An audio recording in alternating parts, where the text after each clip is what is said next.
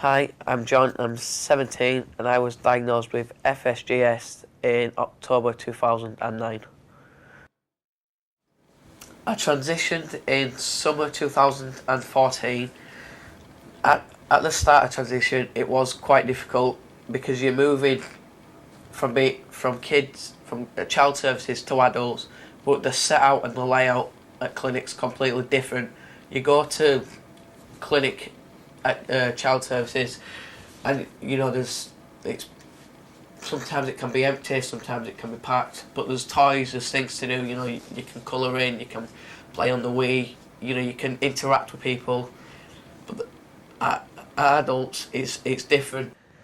I think sometimes being in hospital does hold you back when you're on these wards, the younger wards, because you your mates don't really want to come and see you because they think it's babyish.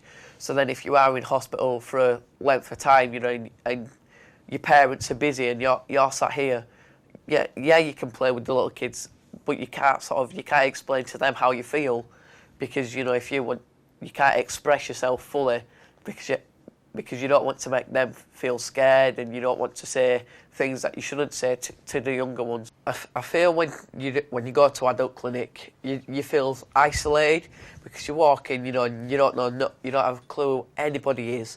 So it's like you're by yourself. You've been chucked into this clinic, and you're by yourself, and you don't know what to think. And the first time I went, I walked in, I looked around, it were absolutely packed. There were a few seats left.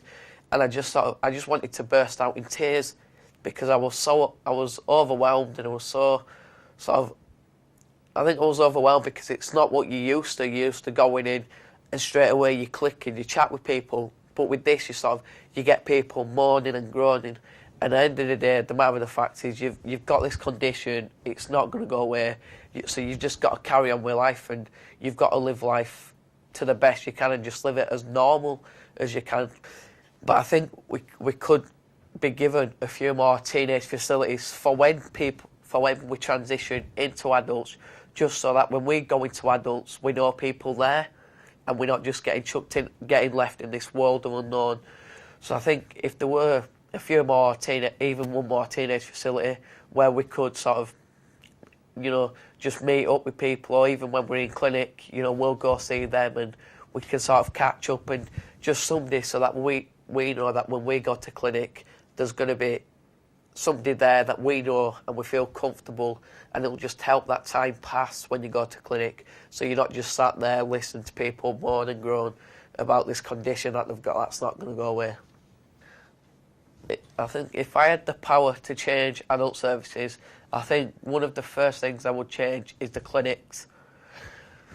Just for the matter of the reason that, or maybe even the transition. So like your first time when you're going into that Wednesday clinic, they try slot you in on a quieter day and slowly get you into them busier days, just for the fact that your first day you don't want to be going in to somewhere you don't know. You want to slowly be weaned into that. But because I'm not 18 yet, if I were to fall ill and had to be admitted, I'd still come to Ward 10 at LGI until I turn 18, and once I turn 18, I'm completely discharged from this hospital and I'll move to St James's. I turn 18 in June, so as from June this year, I'll move over to St James's. I feel very, very scared about that,